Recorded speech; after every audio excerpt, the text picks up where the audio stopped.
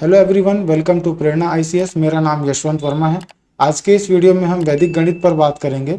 वैदिक गणित सिविल सेवा मुख्य परीक्षा प्रश्न पत्र 4 भाग 2 का एक हिस्सा है।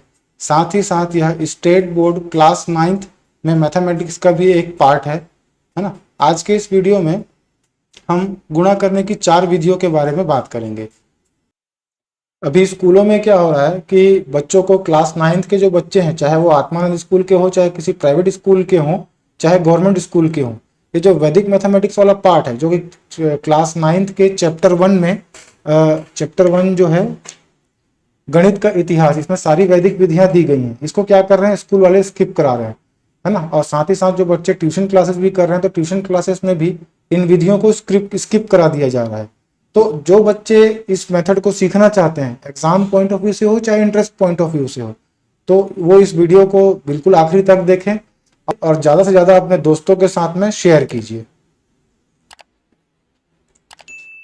चलिए, अभी जो पहला मेथड हमको देखना है वह है ऊर्ध्वतिर्यक विधि। मैं कोशिश करूंगा कि वीडियो बाइलिंगुअल हो, ताकि ये हिंदी मीडियम के साथ साथ में इंग्लिश मीडियम के जो विद्यार्थी हैं उनके लिए भी समान रूप से उपयोगी हो। तो पहला मेथड जो भी हमको देखना है वह है ऊर्ध्वतिर्यक मेथड, है ना।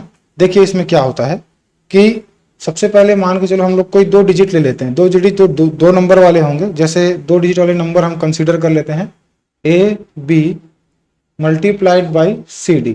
ये हमारा कोई डिजिट है। देखिए साथ ही साथ में साइड में बाजू में इसका मेथड भी लिखते चलेंगे, क्योंकि अगर ऐसा क्वेश्चन एग्जाम में पूछता है, चाहे सिविल सर्विसेज एग्जाम हो चाहे क्लास 9th का एग्जाम हो, है ना, तो इसमें जो मेथड हम यूज कर रहे हैं उसको हमको साथ ही साथ लिखना होता है। देखिए, तो सबसे पहले हम लोग क्या करेंगे, स्टेप 1 है ना, इसको अलग अलग चरणों को, स्टेप्स को अलग अलग हम लोग लिखते चलेंगे।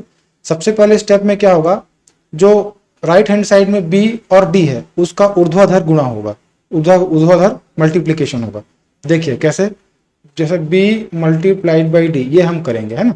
अब B मल्टीप्लाइड बाई D करने के बाद में मान के चलिए कि हमारा जो आंसर आता है B और D का मल्टीप्लीकेशन का, वो आता है XY, है ना। तो इस XY में X हम कैरी बचाएंगे और Y को यहाँ पे हम लोग लिखते चलेंगे। तो जैसे ये आंसर जाएगा, आंसर का हमारा जो राइट हैंड साइड वाला पार्ट है उसमें हम यहाँ पे Y को लिखेंगे और यहाँ पे हमारा X कैरी बच जाएगा या हासिल बच जाएगा, X कैरी बच जाएगा। ठीक है।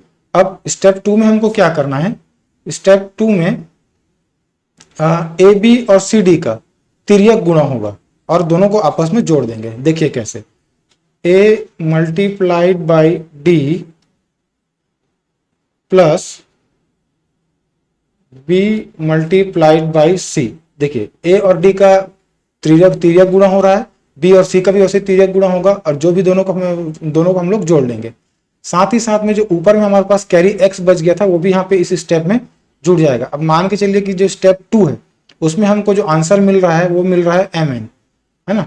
तो हम यहाँ पे क्या करेंगे, N को लिखते चलेंगे। जैसे ये N हो गया, इसको लिखेंगे और हमारे पास यहाँ पे फिर क्या कैरी बच जाएगा, M हमारे पास में कैरी बच जाएगा।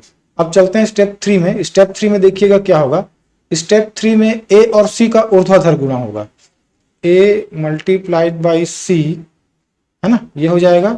उसके बाद में जो हमारा पिछले स्टेप में स्टेप 2 में कैरी बचा था, जैसे M हमारे पास में कैरी बचा हुआ था, इसको भी हम लोग यहाँ पे जोड़ लेंगे। अब देखिए स्टेप 3 में इसको सॉल्व करने के बाद में हमको हमारे पास में ST आता है, ऐसा कंसीडर कर लेते हैं। तो इसको हम लोग क्या करेंगे, फिर ये हमारा ST यहाँ पे लिखा जाएगा, ये हमारा कंप्लीट आंसर हो जाएगा। चलिए अब इसको एक एग्जाम्पल लेकर के हम लोग सॉल्व करते हैं, है ना। जैसे एग्जाम्पल ले लीजिए, एग्जाम्पल हम लोग ले लेते हैं 1 2 मल्टीप्लाइड बाई 3 4, जैसे ये, है ना। तो इसमें देखिए सबसे पहले स्टेप में हमने क्या किया था, जो 2 और 4 वाला पार्ट है उसका हम ऊर्ध्वाधर गुणा करेंगे। 2 मल्टीप्लाइड बाई 4 इक्वल्स टू 8, है ना। तो ये 8 यहाँ पे लिखा जाएगा 8, है ना। अब स्टेप 2 में आ जाइए। स्टेप 2 में क्या हो जाएगा, 1 multiplied by 4 plus 3 multiplied by 2 equals to कितना हो जाएगा, ये 3 2 जा 6 और 4 1 जा 4, है ना। दोनों को जोड़ देंगे, जोड़ने के बाद में ये हो जाएगा 10। अब जैसा कि हम देख पा रहे हैं कि स्टेप 1 में हमारे पास में सिर्फ एक ही डिजिट में ही आंसर आया था, यहाँ पे कोई कैरी नहीं बचा था, लेकिन स्टेप 2 में हमको 2 डिजिट में आंसर मिल रहा है जो कि 10 है। तो हम क्या करेंगे, 1 को हम कैरी बचाएंगे और 0 को यहाँ पे लिखेंगे, है ना। जैसे यहाँ पे 0 लिख जाएगा और यहाँ पे हमारा कैरी क्या बच जाएगा, कैरी या फिर हासिल हमारा 1 बच जाएगा। ठीक है, तो अब स्टेप 3 की तरफ चलते हैं। स्टेप 3 में क्या हो जाएगा, तृतीय चरण में 1 और 3 का सीधे सीधे मल्टीप्लीकेशन होगा। जैसे ये 1 मल्टीप्लाइड बाई 3, और पिछले स्टेप में हमारे पास में एक कैरी बचा हुआ था, उसको भी हम लोग यहीं पे जोड़ लेंगे। इज इक्वल्स टू कितना हो जाएगा, 3 1 3 और 4। तो देख पा रहे हैं आप, जैसा कि ये, तो ये जो 408 है ये हमारा आंसर है। अब ऐसे ही हम लोग, जैसे ही हम लोग अभी ए बी और सी डी 2 डिजिट वाले नंबर्स का हम लोग मल्टीप्लीकेशन किए थे, अब आगे हम लोग 3 डिजिट वाले मल्टीप्लीकेशन में करते हैं। इसमें कुछ ज़्यादा खास डिफरेंस नहीं आता है ना, कुछ स्टेप्स बढ़ जाएंगे। देखिए क्या कितने स्टेप्स बढ़ जाते हैं। देखिए अब हम लोग यहाँ पे करेंगे 3 डिजिट वाले नंबर का। जैसे देखिए क्या होता है, 3 डिजिट वाला नंबर जैसे कंसिडर कीजिए, A B C multiplied by D E F, ये हमको इनका मल्टीप्लीकेशन करना है, किससे, ऊर्ध्व तिर्यक विधि से। देखिए क्या होता है, देखो स्टेप 1 में क्या होगा, यहाँ पे हम लोग स्टेप लिख लेते हैं।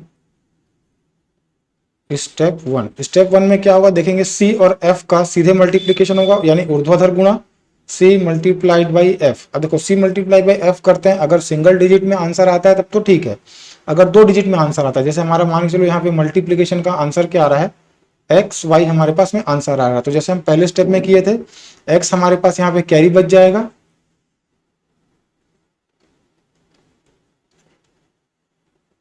एक्स कैरी बच जाएगा, और यहाँ पे आंसर का जो राइट हिस्सा होगा वो हो जाएगा यहाँ पे वाई।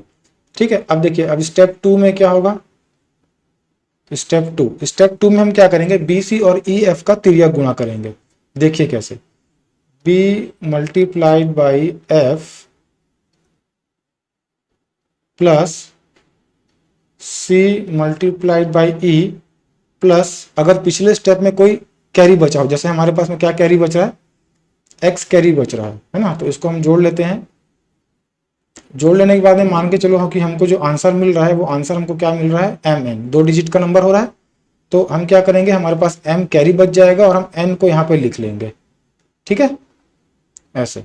अब स्टेप 3 में देखेंगे क्या होता है, स्टेप थ्री में हमको क्या करना है, A B C D E F तीनों का क्रॉस मल्टीप्लीकेशन करके उसको जोड़ना है। देखिए कैसे, ए और एफ, है ना, सबसे पहले a multiplied by F plus C multiplied by D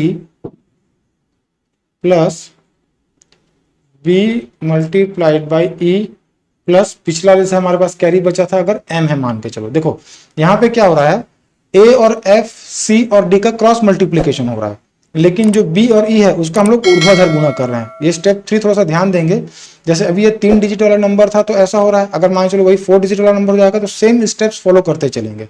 देखिए स्टेप 3 यहाँ पे हो गया।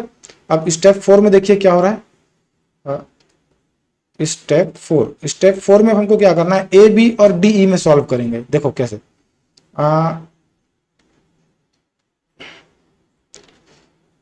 ए multiplied by E plus b multiplied by d plus जो पिछले वाले पार्ट में अगर कोई कैरी बच रहा है ना, जैसे हम लोग इसको सॉल्व किए हैं 4th स्टेप को, तो 4th स्टेप में हम लोग मान लेते हैं कि हमारे पास में एस टी आया है, तो यहाँ पे एस कैरी हो जाएगा और टी हम लोग यहाँ लिख लेंगे। तो ये एस, सॉरी यहाँ पे मैं लिख नहीं पाया हूँ, ये हम यहाँ पे क्या कर रहे हैं, टी हमने यहाँ पे लिख दिया। ठीक है, अब ये देखिए ये स्टेप 4 हमारा कंप्लीट हो गया। अब स्टेप 4 को सॉल्व करने के बाद में हम लेके चलते हैं कि यू वी हमको मिल रहा है मल्टीप्लीकेशन इसको सॉल्व करने के बाद में, है ना। तो अब देखिए अगले स्टेप में क्या होगा, स्टेप 5 में हमको क्या करना है कि ए मल्टीप्लाइड बाई डी प्लस जो पिछले स्टेप में कैरी बचता है उसको हम यहाँ पे जोड़ लेते हैं। जैसे हमारे पास पिछले स्टेप में क्या कैरी बचा था, u। अब इसको सॉल्व करने के बाद हम लोग मान के चलते हैं कि हमारे पास में बन रहा है पी क्यू, है ना, ये पी क्यू हमारे पास में बच रहा है। तो यहाँ पे एक और स्टेप शायद लिखना था मेरे को, यहाँ पे आ जाएगा v जो हमको स्टेप 4 में मिला था, और फाइनली स्टेप 5 में कंप्लीट करने के बाद में हमको यहाँ पे मिला है पी क्यू। तो जैसा कि आप देख पा रहे हैं कि ये जो 3 डिजिट वाले अगर नंबर आते हैं जिनका मल्टीप्लिकेशन करना है ऊर्ध्व तिर्यक विधि से, तो ये इस तरीके से होते चलेगा। चलिए अब 3 डिजिट वाले नंबर का भी हम लोग एक एग्जाम्पल देख लेते हैं।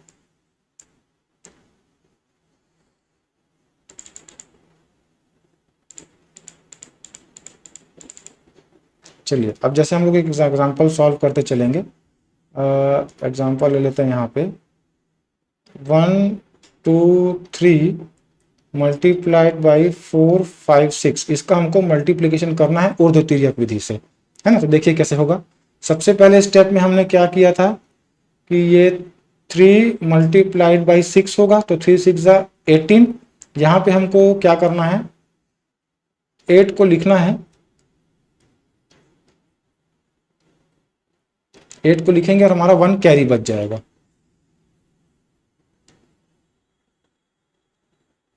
ठीक है। अब स्टेप 2 में क्या करेंगे, स्टेप 2 में 2 multiplied by 6 plus 2 multiplied by 6 plus 3 multiplied by 5 plus पिछला जो हमारे पास कैरी 1 बचा हुआ था, तो कितना जाएगा, 2 6 12, 3 5 15, तो ये 27 और ये 28। तो हमारे पास यहाँ कितना आ रहा है टोटल 28। तो अब यहाँ पे हम लोग इसको ऐसे एक लाइन बना लेंगे ताकि हमको समझ में आए कि अगले अगले एक एक स्टेप में हम लोग क्या क्या करते जा रहे हैं, है ना।